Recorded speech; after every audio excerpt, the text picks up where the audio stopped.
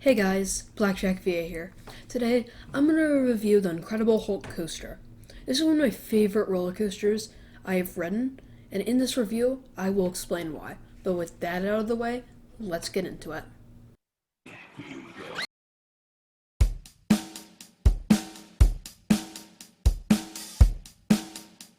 Alright, so this ride has a height of 110 feet, a max speed of 67 miles per hour, 3,700 feet of track, 7 inversions, and it's built by B&M. This ride seems much taller than it actually is, and it makes it stand out. Now I'm going to talk about new ride experience. First of all, the sign for this ride is incredible. You see this huge Hulk statue holding the track and the front car at the coaster, and it looks awesome. I should mention, before you enter the queue, you have to put all your loose articles in a locker. I will talk a little bit more about the lockers later. When you first enter the queue, there's no theming at all. But once you go inside, the theming starts. And the theming is incredible. There's this huge gamma core or something like that, and it looks awesome. There are so many little details in this queue, and it really does make you immersed in the ride. After you walk through more of the queue and get close to the station, you get to watch a pre-show, where you watch people in the experiment being turned into Hulks. Or, Hulks something, I don't know, I have a feeling there's probably a name for, what Hulk is. But I'm guessing it's in the comics, because, I've seen the movies and never says anything about, what it actually is. I don't know. Maybe there isn't. I'm just going to refer to it as Hulks, though. It's definitely not that, though. If you don't know the story of this ride, you're in an experiment led by some Hulk villain who's trying to turn people into Hulks. Alright, back to the queue. So after the pre-show section, you enter the station. The station does continue the theming, and it looks really cool. Unfortunately, you can't choose your row on this ride, but I got pretty lucky with where I was chosen. Because when I went to Universal, it seems like I had a back row curse or something. Because every time I rode a roller coaster, I got assigned the back row. Once you enter the train, you pull down the restraint, obviously. And the restraint for this ride is pretty good. It's the old B&M over-the-shoulder restraint, which I have always liked. The lift hill for this ride is interesting, because it uses drive tires. The lift hill is a tunnel with some really cool lights. You also hear someone talking about how well the experiment is going. In the tunnel, there are these circles. The circles become zigzags about a second before you launch. So if you want to be prepared for the launch, look at the circles. The launch on this ride is the reason the lift hill has drive tires. The launch is pretty forceful and is really fun. After the launch, you head into an extremely whippy 0G roll. Then you head into my second favorite drop.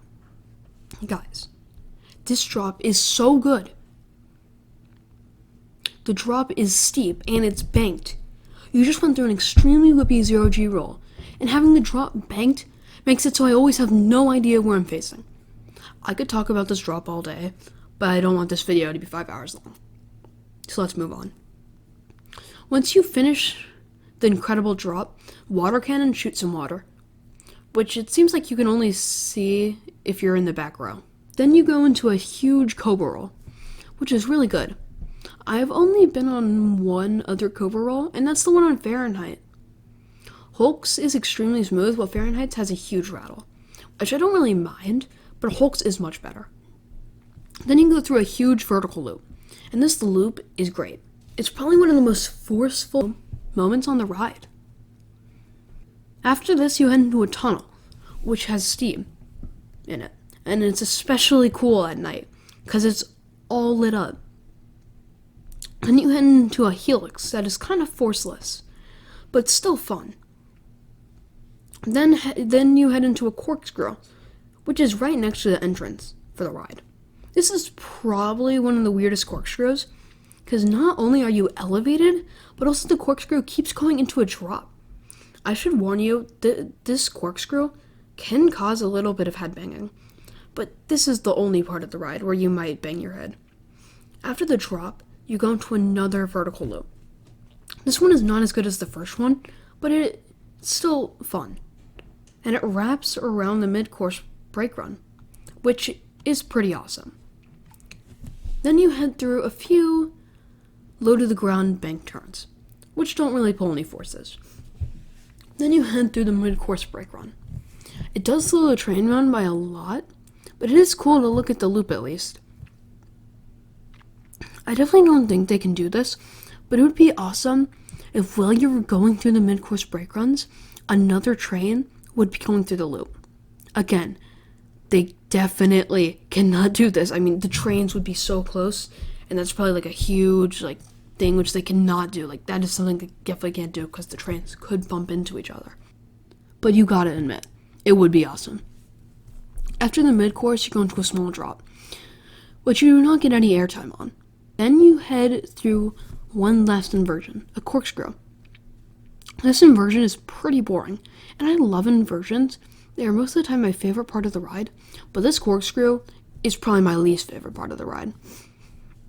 Then you head into a small bank turn, which honestly might be the most forceful part of the ride. I have never heard anyone else say this, so I guess it was just my rides, but this was so forceful. Honestly, the closest thing I compare this to is Fahrenheit's bank turn at the end.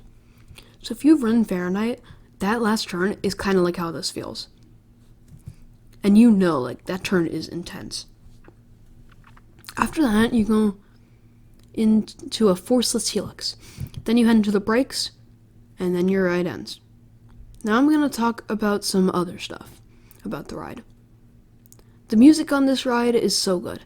I have heard tons of coaster music, and this is probably my second favorite music on any coaster. Number one being Helix, because gosh, that music is good. Okay, back to Hulk. Honestly, I think my biggest complaint about Hulk is not related to the ride. My biggest problem is the lockers. They were put in terribly.